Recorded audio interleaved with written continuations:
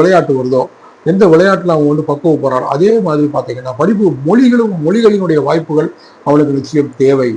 அப்பந்தான் வந்து ஒரு மொழி வளம் ஒரு மொழி வளம் அவனுக்கு கிடைத்தால் அவன் வந்து பல இடங்களுக்கு வந்து அவன் சுற்றி தன்னை வந்து வளப்படுத்திக் கொள்வதற்கு வாய்ப்பாக அமையும்.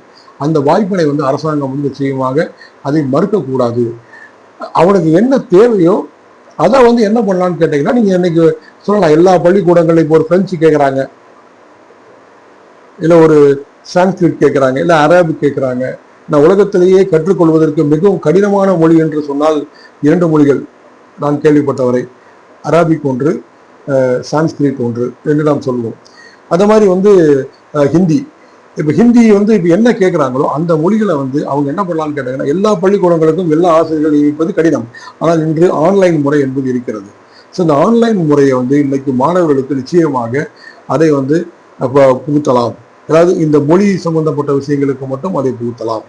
இல்லை ஸ்மார்ட் போர்டு சிஸ்டம்ஸ் இருக்குது. அப்போ என்னன்னு கேட்டிங்கன்னா, இந்த ஒரு குறிப்பிட்ட வாரங்களுக்கு, குறிப்பிட்ட நாட்களுக்கு, குறிப்பிட்ட பாட வேலைகளில் இந்த டைம் வரைக்கும் ஹிந்தி, இந்த டைம் வரைக்கும்